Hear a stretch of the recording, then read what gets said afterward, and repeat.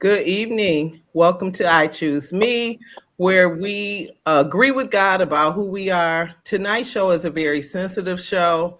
It's a very much needed show. We're talking about grief. It's the holidays, and during the holiday season, many of us suffer with loss, bereavement overload, grief overload, just thinking about our loved ones, and of course, wishing that they were still here. But for the first segment of the show, I have two ladies here who lost their sons to gun violence. And I just kind of want to read a statistic to you about this, that as of October 2023, statistics regarding gun violence, of course, among young Black men is a concerning trend, and it has been for many years. It's not new.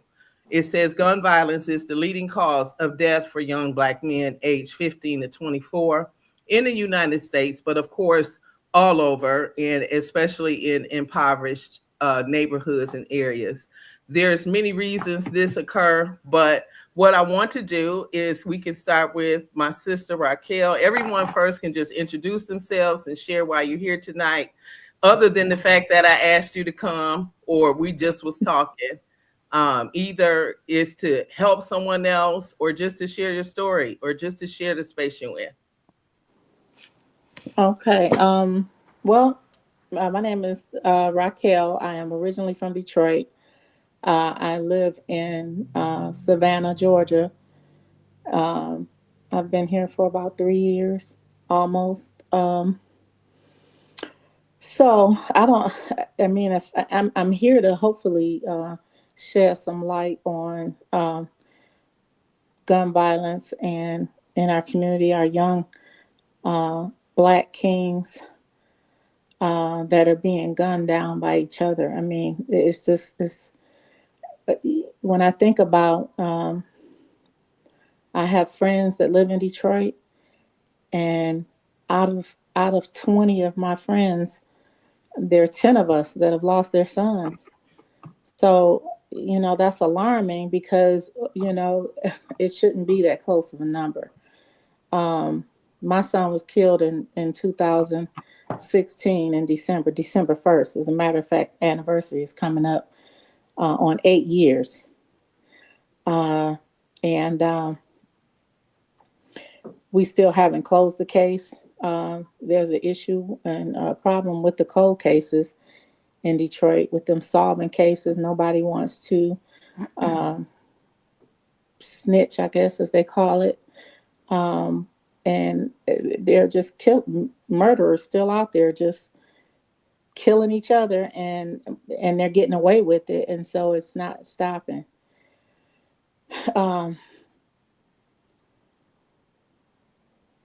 I did everything that I could do, to bringing my children up in Detroit, and as the neighborhoods got worse, I moved. And when he went to high school, um, I put him in a Catholic high school, and just to get him away from all of the stuff that was going on. But I still couldn't protect him as an adult. He died at 26, and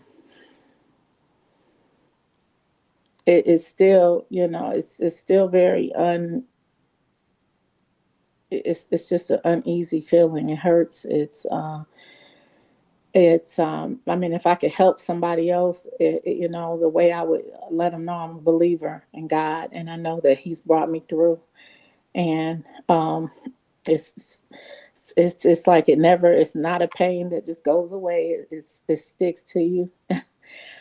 This year I decided to come off of social media as the time got close to the day of his, or anniversary of his death, because it's just too many memories and things that come up that I just don't want to see. And it's not to say that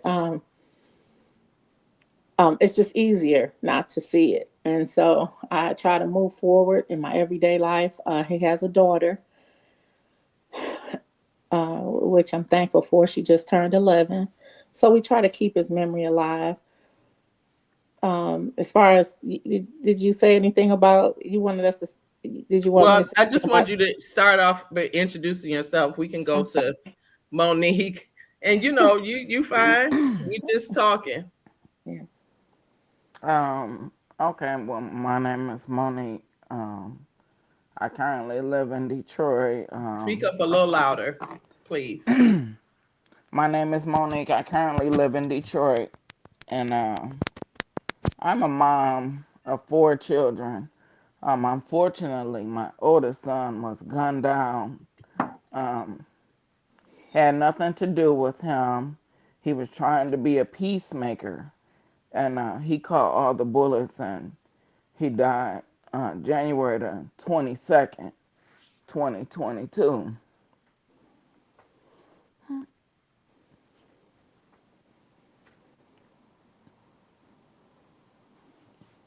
I believe that God is a healer, and He gives us all the strength to continue to be strong for yourself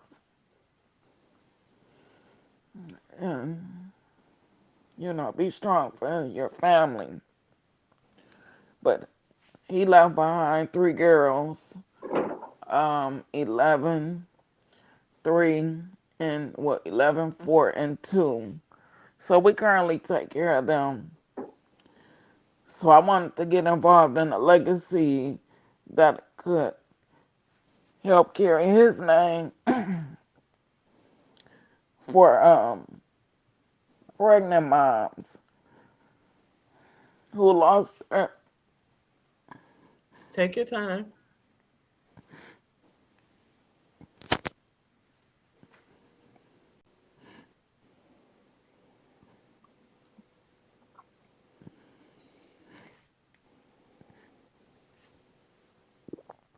You come a long way. God has been good. Just take your time. We got a whole hour. We here for support.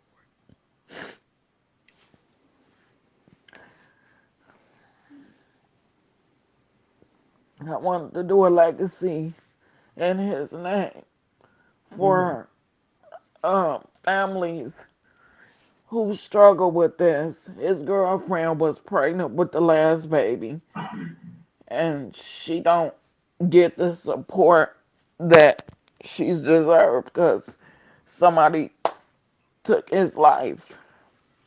So we help out him. I take care of my grandbabies, but I mean, just to get out there and encourage other parents that we can be strong. We just have to stay close to God Hmm. and therapy. It works. Hmm. I know you were at, I saw you, were you at some type of march or what was it that you were doing like a month or so ago? Tell us a little bit about that. In September, we went to Washington. The Crime Stoppers, I mean, not Crime Stoppers, Crime Survivors walk in Michigan, I mean, in Washington. And we marched to pass bills for funding for a lot of survivors and their families that's been involved due to gun violence, sex trafficking, human trafficking, domestic violence, and abuse. So I'm with this organization, the Luke Legacy, and she invited us to go to the march. I normally do it in Lansing, but this year they were doing it in Washington. So we went and we all met up and we marched in front of all the way to like close to the Capitol. Mm.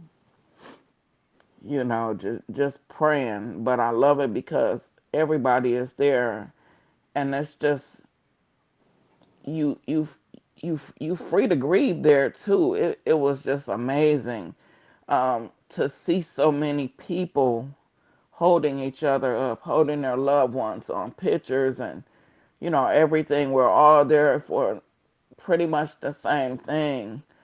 and it's like a support group if needed. So Mm. that's what we did. It was heartbreaking, but I mean, it's not. I don't think it's never gonna stop hurting. But I'm better than what I used to be. Hmm. That's good. I was so proud of you when I seen it. I was like, you couldn't imagine just a year ago that you would have come as far as you have. And that was really, I can imagine it being real empowering for you to do that march. Because I was like, Yeah. look at her. She out there making a difference. And that's what we have to do. So we have another guest, and we still have Dion to introduce herself. But Kevin, thank you for joining us tonight. What they have done is introduce themselves and talk about their loved one they've lost their sons.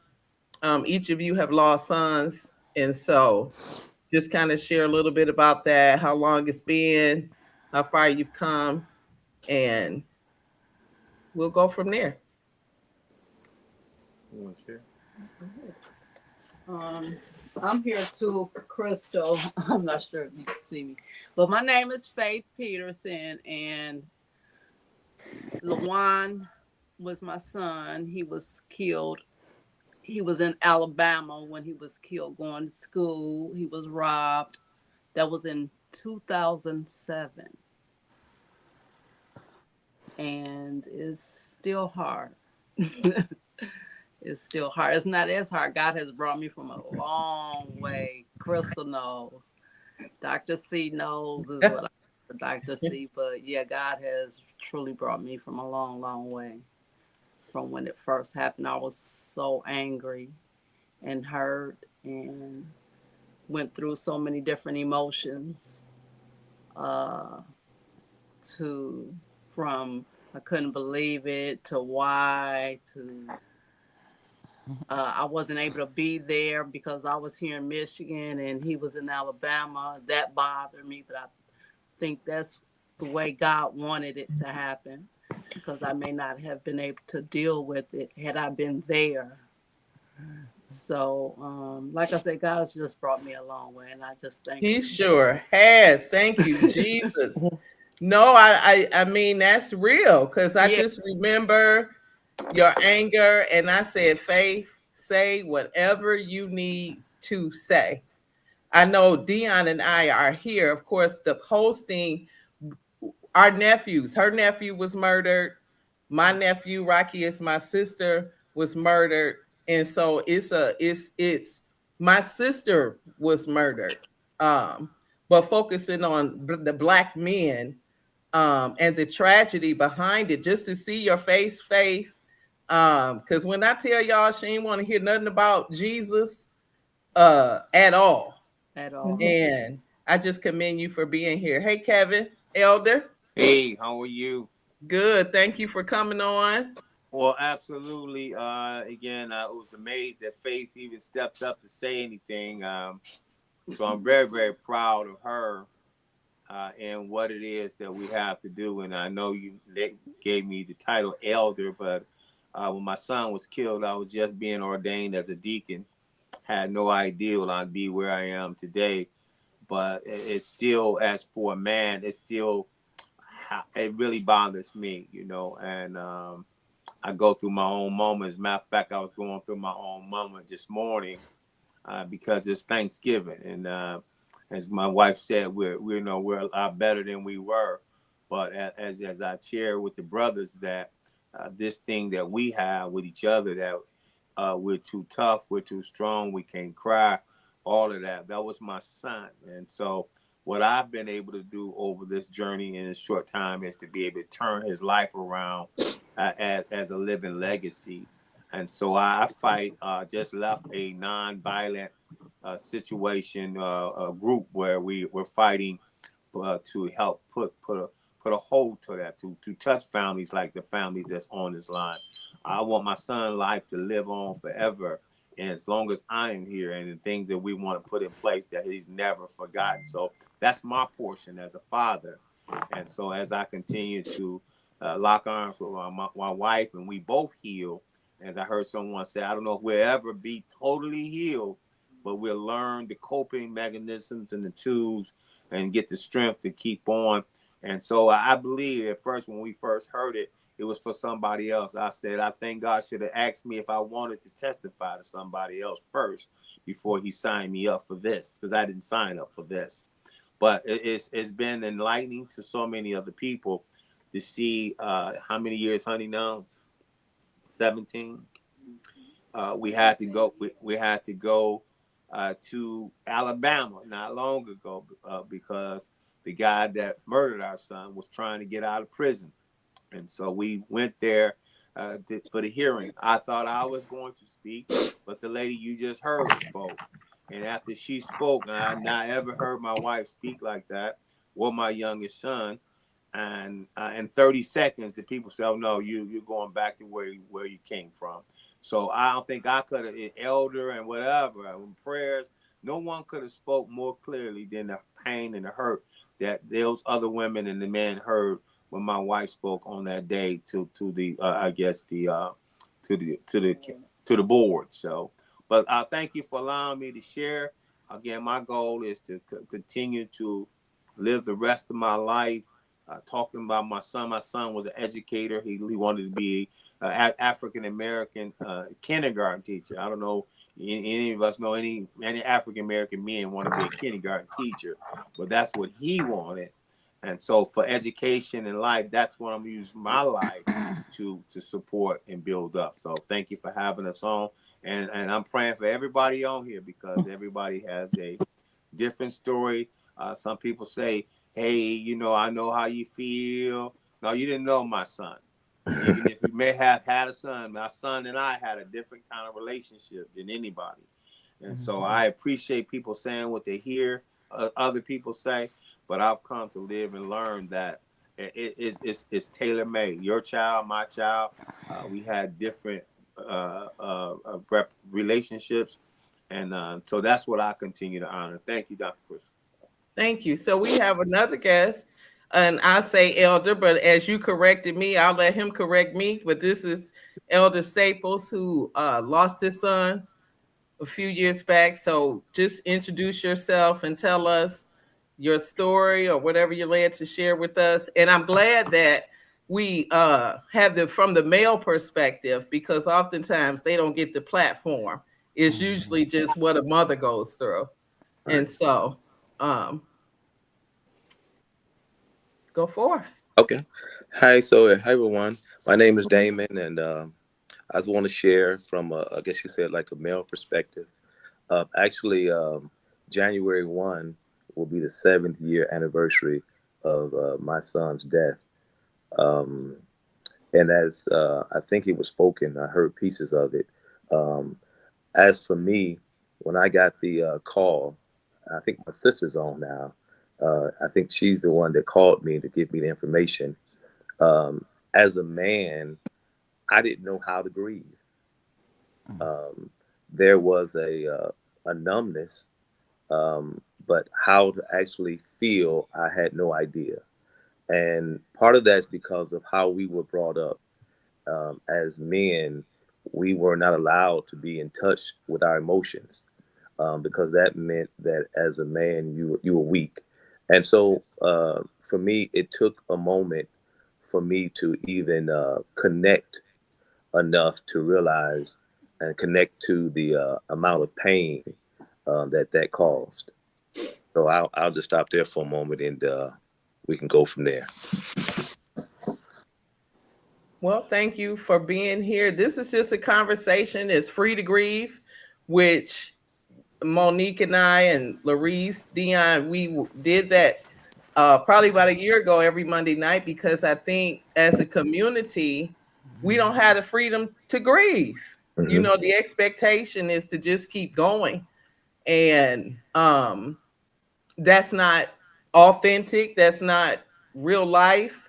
How do you keep going when someone has taken your child? Right. And I'll let Dion introduce herself, because we don't have that story, but our sibling does. which impact us. Therefore, we have that pain as well. Of course, it's different, but it's still pain from having your nephew gunned down. And so, Dion. Um, I was trying not to say anything. Good evening. My name is Dion Wallace, and that's my brother, Elder Damon Staples. No, I did not lose a child, but he was my nephew. He was like one of my sons, Mm-hmm. and the fact that it happened was just detrimental. But the fact that I received the phone call and I had to make the hardest phone call of my life Mm-hmm. to my brother, and that broke me. And I don't think anybody understood the capacity of that. Besides the fact that my nephew got murdered, and I got the phone call, and I had to break my brother's heart, you know, and it was just a lot. And I had to be the one to get to my father and my mother and my kids before social media. Social media is not great. Everybody wanted to be the first person to post and say stuff, but um, it was just it was a lot, and it's still a lot. And I go through a lot about it, but I don't say anything because I know that as a parent, y'all suffer more greatly than anybody ever could. But as the auntie and as my brother's sister, it pains me, you know. And so I don't say a lot. Even when we did the grief and loss, we was on these. I didn't say a lot because I felt like everybody's pain was just so much deeper than mine, and I just didn't want to minimize it. But losing my nephew was one of the worst things that ever happened to me, and I have my days. I don't talk about it a lot, but I still struggle with it. And so I pray for my brother, and I'm proud of my brother because in spite of it all, he still finds a way to go on.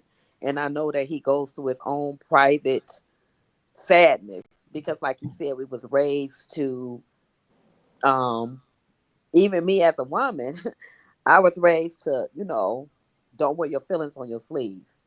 And people want to tell you to get over it. And what does that mean? And how do you have the audacity to tell somebody to get over something that was detrimental and traumatizing to them? You know? So I really tried not to talk. I know she knew You that, have to but talk. It's a podcast. We talk. We got to share our I hearts know I get and it. our It's a thoughts, whether podcast. we cry, Well, laugh. I say that because I still have my sons. So I get that's what it. I'm talking about. I understand that. And and I can imagine their pain, but I don't feel that. But I feel my own pain. And so when I was getting on the grief and loss, it was helping me because I was able to, when I did speak, it was accepted and it was okay. And it wasn't judged or, minimized. So that's why I'm here. I'm here as a support. Uh I remember being in court and my brother, asking me to speak, but I was like, what? But I asked God to just help me. I can vaguely remember what I talked about, but all I know is that I just remember the judge giving these instructions and telling us that we couldn't look at the person who did what he did and he changed our life. They give them those rights. But I remember walking in the courtroom and prior to that, and I seen some people there, and I have a little discernment, and I felt like those were his family members. So I sat behind them, directly behind them, So when he came out and he looked at them, he would have to look at me, and I would get a chance to look him in his eyes, whether the judge allowed me to do that or not. I did it on my own. So when I got up there to speak, and God just spoke to me. He spoke to me while I was standing there, and he would not allow me to carry hatred in my heart for this person because I was carrying some stuff. But God wouldn't allow me to do it. And from that point on, like I told them, I don't hate this man. All I know is that people need to understand the difference when they say two families are affected. They are affected, but in different ways. It's not the same because they get to go visit their family member in prison or wherever they are, and they still get to see them and talk to them and love on them. We don't get that. That's the difference. If somebody lost a son, a father, a brother, a nephew, a grandson, whatever, a cousin, and so, but what God showed me was it's okay to feel the way that we feel, but we don't have to worry about hating people because He'll fight our battles for us. So I'm just grateful to be able to have been there for my brother and my family, and I know it was God to help me do it, you know. But I'm just glad to be able to have these platforms. Thank you. Thank you. I'll say this, and then we'll have to take a break. When we come back, though, I want to. Who were your kids? Who were your, tell us about the type of people they were. But I want to say to my sister, one of my memories of little Steve was at the church. And I looked up, I said, that's my nephew joining. And so I got up and ran down and gave him a hug. And so I'm grateful that I know that he gave his life to Christ. And so that's something to hold on to, even though it's difficult. And being a sister of someone who lost their child or a sibling, we on the outside, we feel helpless. Yeah. And so the most we could do is just listen. And I just want to say that this is a place to grieve and just say whatever needs to be said. And the goal is to keep their name as the legacy. What is the legacy? So we're going to take a quick break just to breathe and come back and share more about your sons who you've lost in the physical. Yeah. But I know there's a plan for them to be remembered forever. Can I ask a question before we drop off for that break? Yes. I just want to ask you, and then I want to thank Dion, and I want to, I'm constantly, I got a new brother now, and Damon. Thank you. Hearing that, that it was just a blessing to have a sister feeling a brother's pain, because I mean, Christal, I don't know, Dr. Christal, I'm about to tear up now because I don't know, it's because of what, as a minister, they thought that and Christal, you came to me many times to say, you get to grieve too, Right. But to have a sister to say, I know my brother's hurting, my pain, it's just amazing to me. Yeah. Not one family member called me. Wow. On a regular basis to pray for me, or say, I'm thinking about you or you're hurt. I didn't get that, and it's sometimes, I don't know. Christal just said maybe they don't know what to say, maybe they don't want to say. I don't know what that issue is, but I had to learn to deal with that as well. So I don't know how to say it, but I just know that was a blessing to have your sister standing in the gaps with you, feeling that for you. So thank you. Go ahead. No, we can just keep going. Damon, you can respond to that. Somebody. I wanted to piggyback on Damon, I guess, and Kevin. And I've been wanting y'all to meet for the longest, you and Damon. Okay. Oh, hi, Damon. How you doing? I'm okay. I just want to say, of course, I'm praying for y'all, and likewise. Stephen's father, he was there in Michigan when it happened, Detroit, and he had to go and identify him, something that Kevin, that your wife Faye said, I couldn't do it. I couldn't do it. God knew that already. So he had me already in Georgia. But his father took on so much pain that I mean, it was just, I saw him just transform. And he, ended up getting really sick and not seeing about himself. And he ended up dying of a heart attack, Wow. Wow. you know. And just around the same time of his son's death. And it was just sad because he never got to see justice, and he was so, so torn, and he couldn't express his emotions like he wanted to. But I think he needed some men around him too that, like my sister said, a group, a support, somebody to talk to, because he internalized it so much, just as I did. But he was right there. He was right there. And, I just, it's just a blessing to see you guys here and, being able to talk about it and express it. So Thank thank you. Thank you so much. Thank you so much. And Dr. Easton, I want to say again, having this outlet is vital. I think this is needed because I'm learning how to deal with it every day. I don't know that I'll learn how to completely deal with it, but every day I try to make it a better day for the sake of the legacy of my son. I do want to thank my sister. I will say having that support, it meant a lot. I tried myself to and be strong, right? I wanted to be strong for my family. I want to be strong for the image sake of being strong. I'm a man of faith, and so I felt there was a conflict between my faith and what I was actually dealing with. And so what I tried to do was what we had been taught to do, deal with it on my own.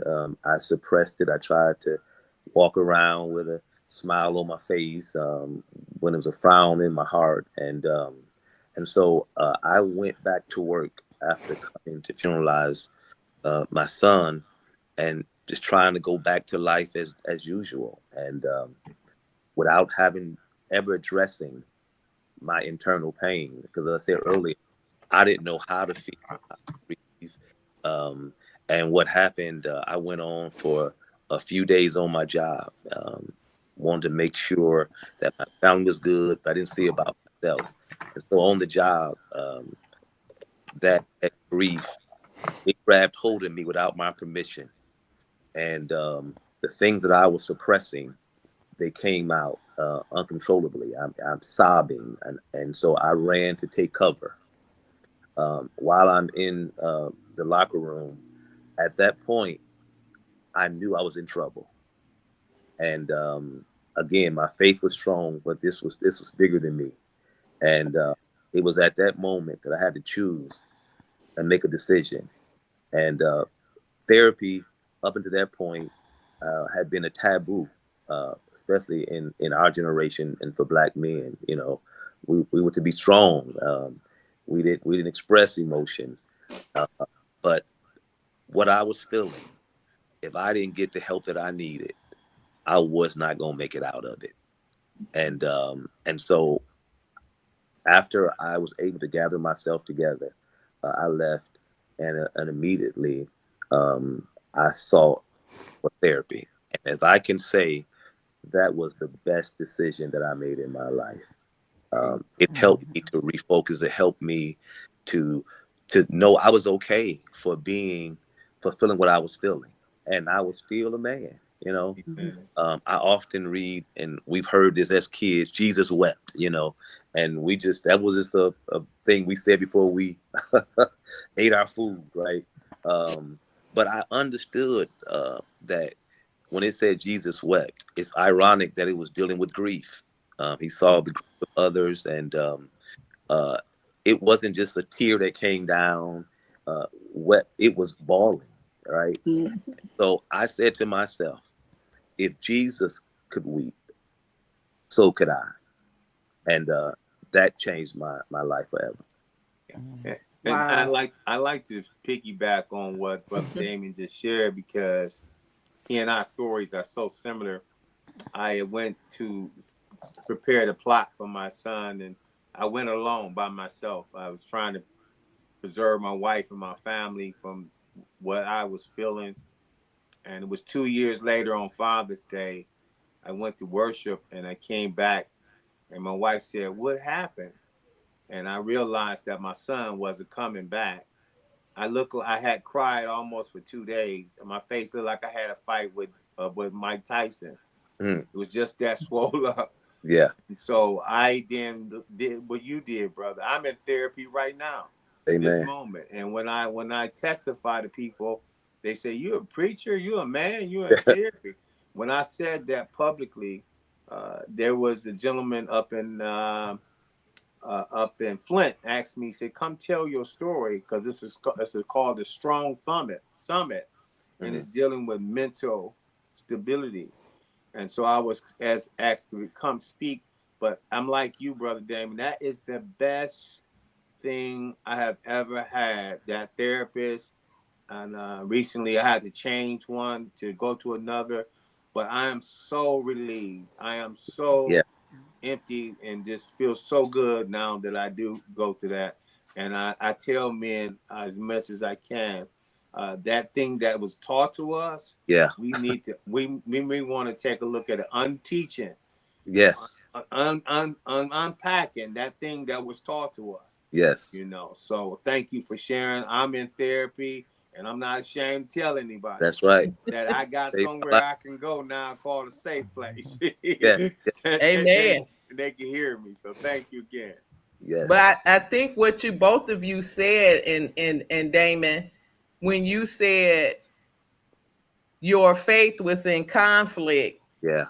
with what you were feeling, I don't think we're allowed to have that conversation. Right. Like, Right. I know God loved me, this I know, Right. but I feel like he don't right now. Right. Right. I feel like, God, if you love me, why am I here? Yeah. And I think for so many people, and I'm gonna let Monique talk about this, that becomes that fight. Like, for some who may not can handle that fight, Yeah. it's, if you love me, God, like, if you Yeah. really do, why am I in this place? And I think the last time we went to a forgiveness uh summit or wherever we was at, and she couldn't agree with, you know, we all are free now. She Yeah. couldn't, and I'm not trying to put you out there, but I think that was so powerful because we go through loss, other loss, you know, our kids. Like, I still struggle on the holiday. Like, Yeah. God, why don't I have parents? Yeah. You know, and so when your faith is in conflict with what you feel, like, how do we, Monique, can you share a little bit about that? Because I remember what you said the last time I saw you about your son's Facebook post. So the night before he got killed, he posted, "No weapon formed against me shall prosper." Wow. So I questioned God. I said, "Well, wait a minute now. It did prosper. So Mm. what we doing? Mm. Why I gotta feel like, okay, now, I wrestled with God. I did. And I was like, listen, man, why? He wasn't arguing with nobody. He was telling his friend to come on, let's leave this restaurant. Why did he catch all 6 bullets in the back? Mm. And the guy turned himself in, and I'm God. He's steady whooping me, and I'm steady running to him about it because I'm like, I struggle with eye for an eye Mm-hmm. because this man hurt us. We love God, you know. We praise God. We look for him. We try to be just and more like him. But saying no weapon formed against you shall prosper, Yeah. and it do.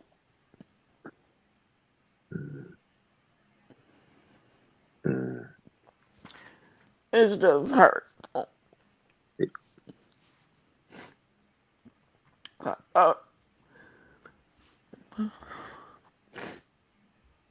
I'm gonna let one of the I, elders I go ahead. would I want to say that I understand that, that level of thinking. As a preacher, my question was, what do you do when you're faced with what you preach? I Woo. so many eulogies, um, and everything that I shared with, I now was challenged to believe for myself, and that's not an easy battle, right? And I don't understand even to this day why my son, that I have three sons, that was my baby boy. Um, he was so much like me, yet so much different than me. His mannerisms, his looks, the stubbornness, he was like me. Uh, but what was different is he was courageous. And for so many years of my life, I lived in fear. Fear of what people would think about me. Uh, Fear paralyzed me from doing all that God called me to do out of fear of failure. He also believed in himself. Anything that he set his mind to do, he felt he was more than able to do it. And for years, I struggled with believing in me. I could believe for you. I could believe healing God heal you from cancer, and I watched God do it. I could believe for whatever your condition was. But when it came to me, I struggle to believe that God can do it. And so I understand that train of thought. But what God showed me is that He is true to what He said. And even when I don't understand what He's doing, He really is always working things out for my good. And some things, the songwriter says, uh, we'll never understand down here, but we will understand it better by and by. And so with that kind of consoles me. So we have a comment from Fred. He's one of the founders of Trailblazer Radio who lost a son. And the question he had for parents is, did you ever fail that you failed your children? That's what he struggled with during his grief process when he lost his son, that he failed his son. I don't know if I ever felt that way. My wife may have something different, but I'm like what the brother was sharing here is that with my son, I got four sons. Okay, I'm blessed to have four sons, and I always tell people he was my number one son, even though he wasn't the oldest. It was because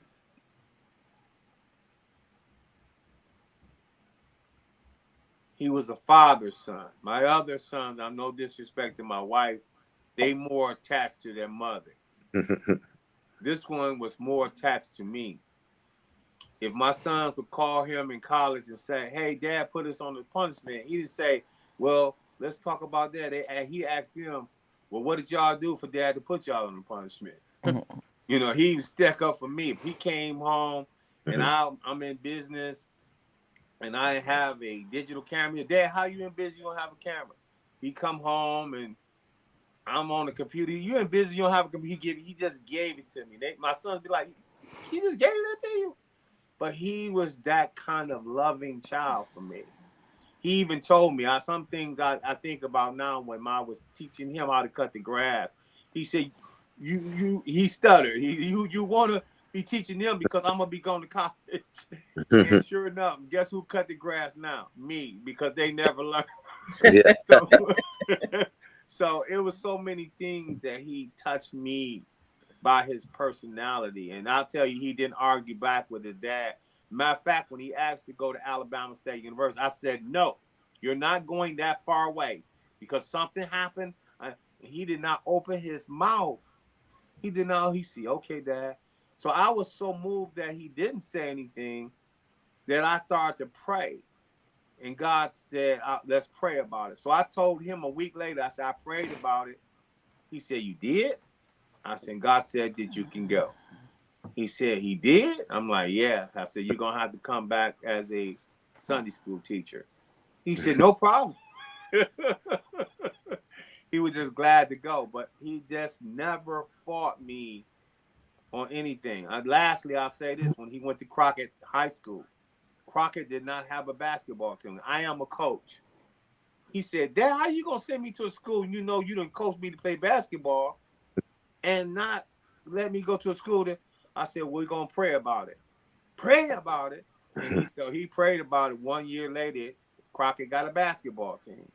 And he was on the basketball team. But he just never argued with me about anything. I love that about him.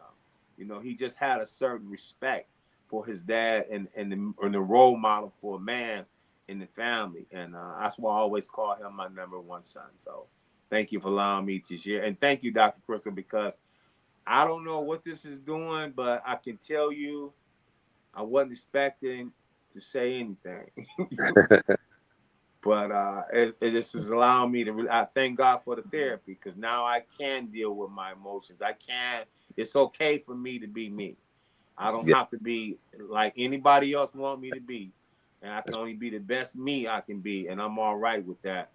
And so, thank you. You're welcome. Kevin and I was got ordained together, and he has an amazing testimony.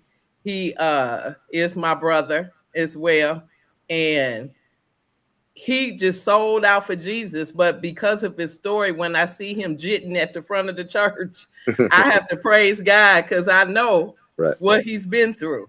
And so I just thank you for showing up. First of all, each of you who have endured such a loss, my heart is I can't really describe what I'm feeling having a son of my own, and having I volunteered with Crime Stoppers since my nephew was murdered, and God, for some reason, placed me with these families who lost their loved ones to gun violence. And so I'm honored on one hand, but on the other hand, you know, conflicted. And so, but I know this is a subject that needs to be talked about, and our children, your children, their voices are through you at this point. And in other communities, they have parades, you know, they doing tournament, they do all kind of stuff in honor of their children. And we just have to do more. Let's do it. We have to do more. We need some scholarships, some foundations. They will grab each other and put on some fundraisers to continue the voice of their children, their legacy. And so it's just so much to be done. Of course, we know if they didn't let the guns come into the community, that would ice it. And that's a whole different conversation. I know one of the things Crime Stoppers is working on is conflict resolution in the communities and in the schools. Just trying to get that conversation going about anger and about, you know, the way young people view life now is different than when we were coming up. And so we just live in a different world. But I believe God, and I believe that there is some triumph in the tragedy. Absolutely. And I think God just led me to pull us all together to see what we're going to do next. Because there's more to be done. And so I know Michelle is here. She's the therapist on the show, but I know we have to close up soon. So what I want to do is each of you just share with us one powerful statement about who your son was. And then we probably close out, of course, with some next steps and just see what we can do next. So I want you to call out your son. I am certainly with you on that. My cousin, his name is Raquel Peterson. He's one of the deputies inside the school. He's working on that initiative you just spoke about, conflict resolution to our young people. They don't understand, so we do have to take them to that place. But I just want to let you know that when I think about my son, just a giver. One young lady drove all the way from Alabama, said he was a perfect gentleman. She had to stay at his apartment. He didn't have but one bed. Guess what? He slept on the floor. And she said, I never seen anything like that. Some guy would have been trying to get into bed with her, but he slept on the floor. So he was always giving. And just for the jit part, just so the family, y'all keep praying for me. And no, not I was shot in my back in '86, and I was paralyzed, and they told me I wasn't gonna walk again. But I had a praying grandmother, so I told God if He got me up off that bed, I was gonna celebrate Him, no matter where I was gonna be at. Lowe's, Myers, Kroger, didn't matter.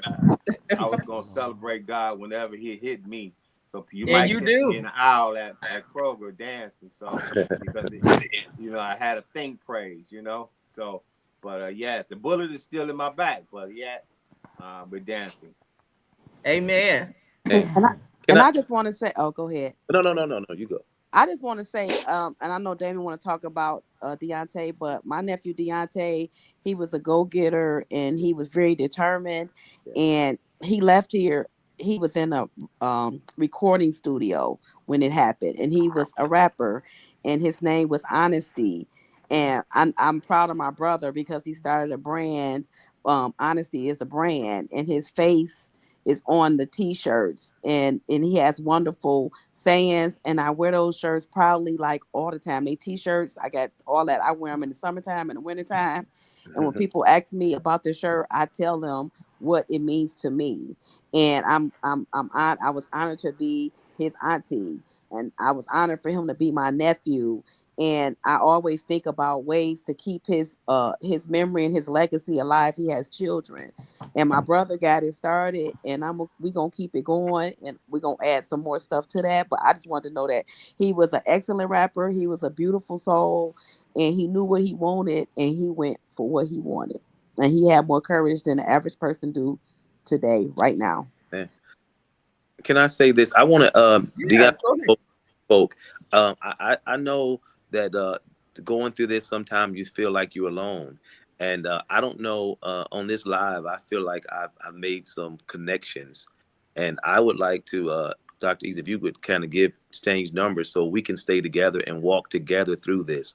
I think it's better together. So on days where you weak, I may be a little bit stronger that day, and we can help each other as we continue to navigate through this journey. So I really would like to do that. I feel like um, there's a connection. There's a reason why we all were on this podcast together. And if you guys don't mind, I would like to exchange numbers with you, and let's stay in touch, and let's walk together through this. Definitely. I'll Absolutely. make sure I give all. And just before we go, I want you all to know Amen. that this is the man that walked me to Second Ebenezer Church uh 30 some years ago and dropped me off. 30 years ago, but 30 years. I'm only Amen. 37. So wait a I minute. know, right? So that's another story, but I Yeah, wanted, he made sure I had somewhere to go because he knew how crazy, but that's another story. But anyway, go ahead. I'm done. Go. Who? um, I'll go next. So this was my son, Steven. I don't know if you can see him. Yeah. Yes. Yeah. So he was a warm person. He wanted to be a basketball player. He was an all A student, and he graduated from the UD Jesuit, but he was on the basketball team, head of the team. And he wanted to go away to play basketball at school. He went to he went off to school, and he said, "Well, Mama, I'm not used to sitting down," because they wanted him to sit down on the bench for the first year at Bowling Green. He then wanted to be he always loved music. When he was a kid, he used to just dance for no reason. He knew all the moves and all the songs. And so he was selling CDs in college to all the secure, to the teachers and every, his superiors were buying music from him. And then he would make his own music, and he started doing videos and music. And I'm like, what are you doing? Uh, So then he went off into he started working for Chrysler headquarters, and he said, "Mom, I'm going to be an entrepreneur. I need to work for myself," because he was doing stuff with his grandfather and selling bikes and building them. He's always liked to work for himself. And I remember one of his friends that he was trying to help him get his business off the ground. And he said, "Ma'am," he said, "Miss Mumford, I've never met anybody like your son. I've never had a friend like him. He not only helped me keep my business open, but um, he said that he would buy my stuff, and he said he would wear it. He wouldn't try to get a discount." He said, and he just helped me. And when he didn't show up, he was always supporting me. And he said when he didn't show up to my, they had I don't know what it's called, but an open house or whatever, a second, when they come out and celebrate the opening. And when he wasn't there, he knew something was wrong because he was always, supportive of him. So I knew he was going to be doing something big because he was so determined. He was so determined to just be great.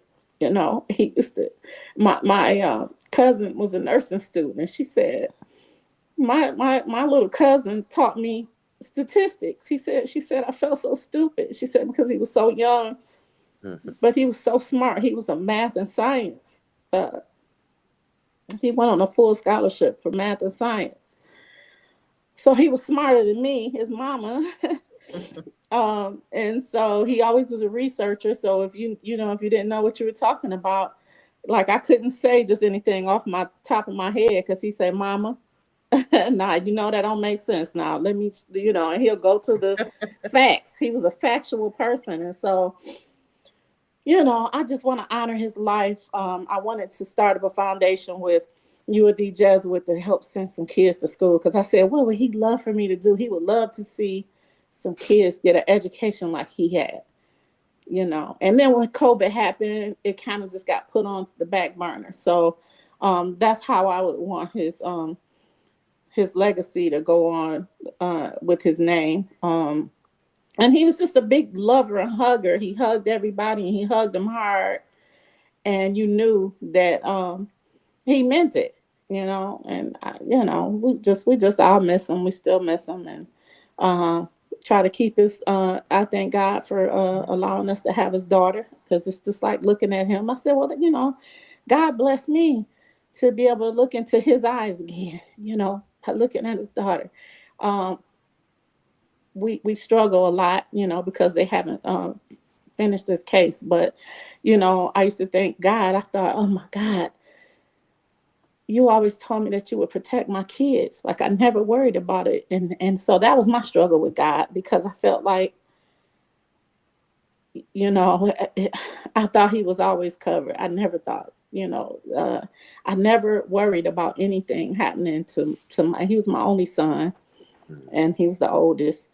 And so I just, like I said, I fight with God a lot. And then I realized, hey, why not me? You know what I'm saying? It could happen to anybody. But I was thinking, like, what makes me so special? God did it. God had to do that with his own son. So I know he knows my pain, and he'll help me walk me through it. So I'm sorry. Amen. Monique. The one thing we always remember my son by, his name was Deontay, and he loved to rap, so he just was getting his feet wet a little bit with it. And his name was Hercules. So I just right now I'm just building up my strength to try to put one foot in front of the other and try to start a legacy.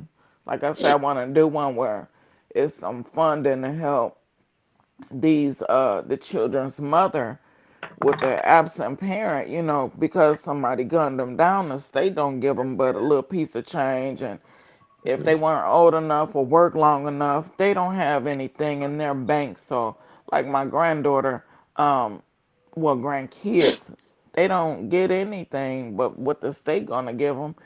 And so, and I take good care of all my grandkids, especially them three little girls. But I just want, you know, see if we could try to help somebody else in this situation too. Because I know God always say when you be a blessing, we always will be blessed. So, Amen. So Frederick, the one who posted, he said his son Jamal was a great young man, a man who had a heart of gold and would give the shirt off his back if it was meant for the people he cared about to prosper. He was larger than life to him. So we have a couple of minutes. Michelle, would you like to give any encouraging words? And then we will close out. Thank you, Dr. Eason. I want to say to each of you, I do not know your pain. I have not walked in your shoes. I want you to know that my heart goes out to you, and I am going to be. I am in my prayer room, having this conversation with you all in my prayer room, and I want you to know that I am going to believe God where you can. Mm. If it's not in you to do it, when on those days where you are weak, I want you to know that I am going to believe God for your peace. And the fact that you are able to get out of bed every day. Sometimes people just got to have something to say. And sometimes you just want to say, just don't say anything. And one thing that they say is just take one day at a time. I don't tell people I love and my students, my clients, I don't tell them to take one day at a time. I tell them to take one moment at a time, Mm. mhm, Good. because then your moments will lead to minutes. Your minutes will lead to hours. Your hours will lead to that. You work up to taking one day at a time. Yeah. But just to take one day at a time. And I pray that God allows you and gives you peace in your new normal. We don't have children thinking that one day All we right. may have to bury them. I cannot begin to imagine. And the only thing I can imagine is that's the hardest thing any parent could ever do. There was an assignment that God gave you, and that was to bring forth your children, who then had an assignment by God, and that assignment was fulfilled. Is that said to make you feel any better about the loss? Absolutely not. But that you poured into your children made them who they are, not who they were, who they are. Their memories still live on. Their spirits still live on. There are moments that you will have, and I pray that God give you a garment of praise for a spirit of heaviness. When you feel like you can't go on, if you rest, when you wrestle with God and you argue with God, like, are you for real? Like, Yeah. me, even me, can he trust you with it? Like, he is, he is a sovereign God. And where you might not even want to hear that, when you get to the point where you can receive it, not that it's pushed on you, when you get to a point that you can receive it, and you will get to that point. That's how sovereign he is. He Yeah. is a sovereign God. He will teach you to say, it is well with my soul. And that is my prayer, that one day you will walk in wellness and wholeness, knowing that you did everything that you could do. And where it is unfair, I often ask God, well, why me? Why not you? Can I trust you with it? And oftentimes when we go through things in life, it's not for us. It's for somebody else to see if she went through that or if he went through that and made it on the other. So surely I can take one step at a time. I heard you say, Miss Wright, that, even getting out of bed, putting one foot in front of the other. When you put that one foot in front of the other, that's a step closer to your victory and closer to your peace, a peace that surpasses all understanding. Because you took that step, it gets you one step closer to that peace that God wants you to have, that you will be able to have in your daily walk. And I encourage you all to have your moments. Don't fight it. And I applaud the men. Don't fight it. Have your moments. Because if you don't, and it's all bottled up and you keep it all bottled up, it's kind of like a pop can. And then you shake up this pop can. As soon as you click it up, it just explodes. Mm-hmm. Have your moments. Be in the moment. Because then that moment is going to get you to the next moment. And then, You have to walk out the journey, because this is what God has ordained for your life for such a time as this. And I pray for y'all. Your names are, look, your names are I'm in my prayer room. Your Thank names are you. in my prayer room. And now I'm responsible for you. I just logged in to support Dr. Eason. But hey, here I am. Here I am. And so I love you all. I pray for you. Thank Um, you. I pray that I Thank you. pray that one day you will be able to say, whatever my lot, It's talking, thou hast taught me to say, or whatever my lot, God teach me to say, man. it is well with my soul. I pray for you and I pray for your families. Dr. Eason, thank you for having me. Thank you all. Thank you Thank for you. coming on. Amen. Anyone else before Amen. I close this out quickly? Well, today my pastor preached. He titled his message "Hang in There," Mm. and one of my favorite scriptures, if you don't mind me sharing, is um, the afflictions of the righteous availeth much, but the Lord, and I leave it at that, Deliver them out of all. delivereth them out of them all. And I'm just really full right now. The fact that you all are here, the courage, the power of God, and just look how far you've come. I can't imagine. So you all are teaching us about resilience and courage and faith. And so I thank you tonight for joining us and for this conversation. And I feel like another conversation is going to be coming on Yeah. real soon. So I'll make sure everyone has each other's contact information to continue this conversation. And so if no one has anything else, may the peace of God rest upon you tonight, and know that this is also on YouTube, and I know it's going to bless some other people. So have a good night. Good night. Good You night, too. everyone. Thank you. Good night. Join Dr. Christal Eason every other Sunday at 7 p.m. for Finally I Choose Me, where your purpose and authenticity join together. We look forward to you participating in the discussion. We agree with God about who we say we are. Please join us.